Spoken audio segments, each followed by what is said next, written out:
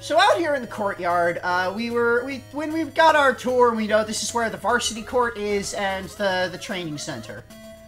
So there's not many people on the Varsity Court because the varsity team members are the ones who do the coaching because the academy is cheap like that. It makes their best players be their coaches so that they don't have to pay anyone. Yeah, that sounds right. This is the varsity team. Practicing on the court here. Whatever. This is the 4th ranked person. You've maybe beat the people in the higher ranks. That's how ranking works.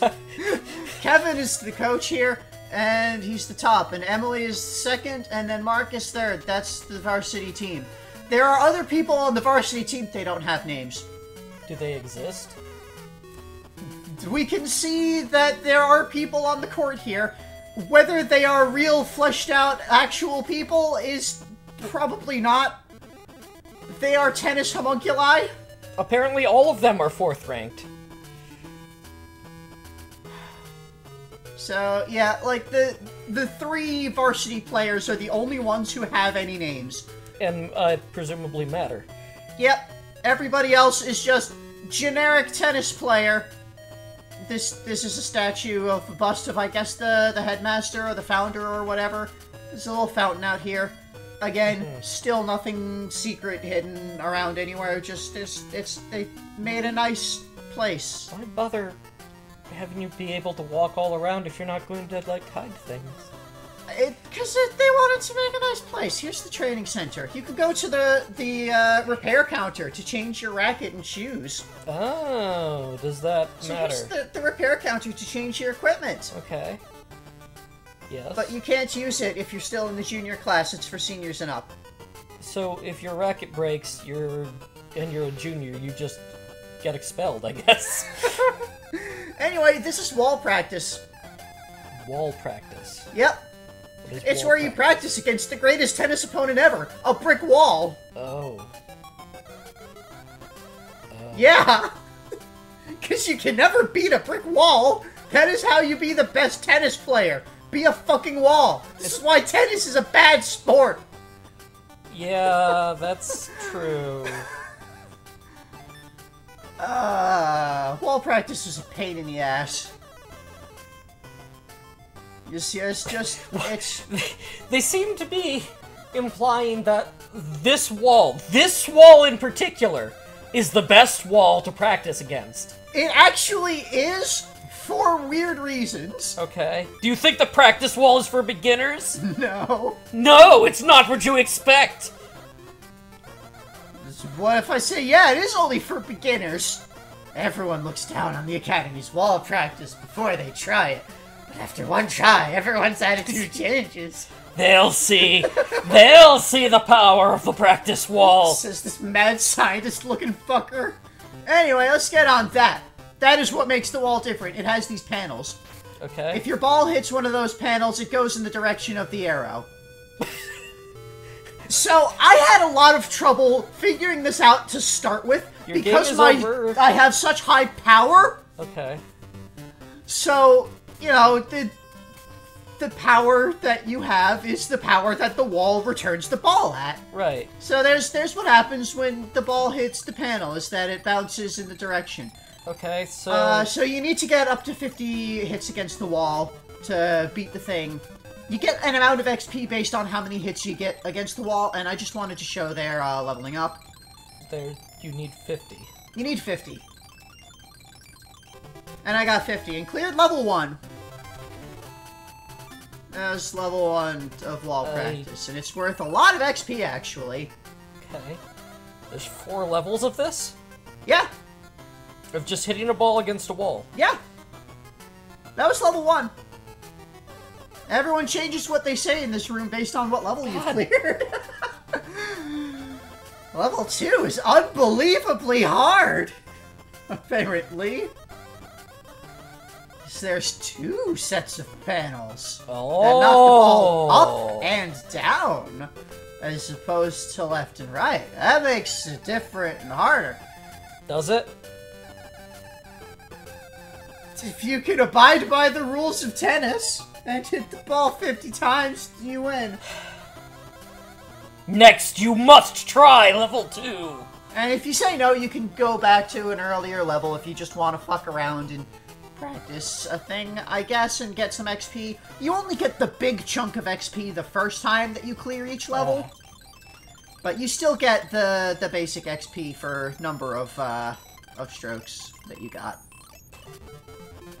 So, as with golf, sometimes when you level up, your some of your stats will go down.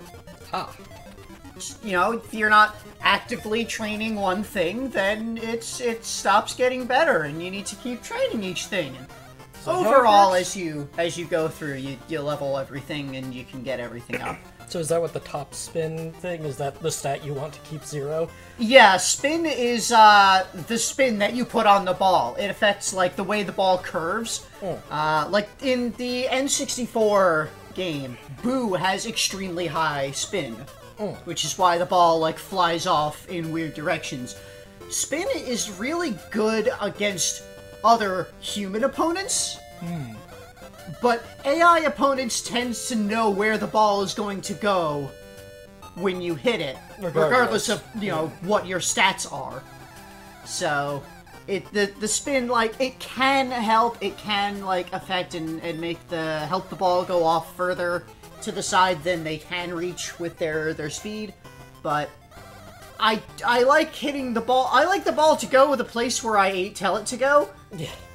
And I don't want to, like, try and figure out how to do the spin. Anyway, here on level 3, the panels will change. That's the thing of level 3. It's a wall. But, yeah, I keep my spin at 0 because Boo was the worst character for me to play through as. So, I did not want to fucking deal with that.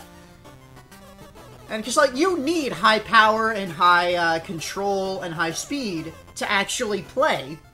If your speed's not high enough, you cannot reach the ball when it's coming to you. If your power's not high enough, you cannot hit the ball fast enough to defeat the opponent's speed. If your control's not high enough, you can only hit it into the center, where the opponent's always going to be able to reach it. So those are the 3 important stats. And, like, I'm sure there's some combination of things with the spin that can help you get, that you can, like, win with, but I just didn't want to deal with it. I wanted this to be straightforward. Especially because I leveled them up while going through the N64 game. And in the N64 game, you really, really need the speed and power and control. In the Game Boy game, the court is significantly smaller in comparison to the characters. So that changes a lot of the dynamic of, like, how things go. Anyway, level 4 of the wall had the panels from level 3 added to the panel from level 1. That's it. So there were 3 panels. Yet apparently it was impossible to defeat. Yes, level 4, it was impossible. I've done the impossible, which, let's be fair, it is impossible for these people.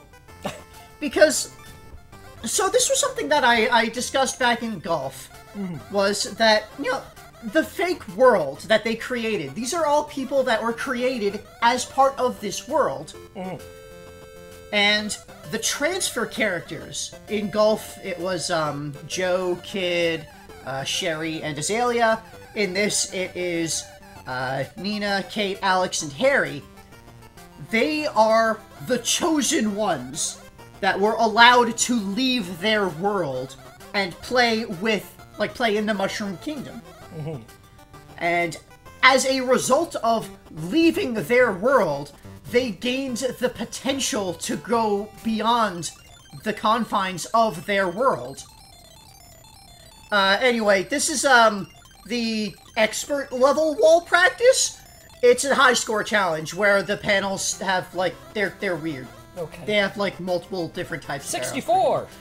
I just cleared it once, and it's whatever. It's a new high record. score challenge. You don't unlock anything for getting a high score in it. It's just a thing to do. Your game is over! So, yeah, well, I'm unstoppable, because we cleared level 4. Look at that. There is a wall practice above level 4, but nobody's tried it before, apparently.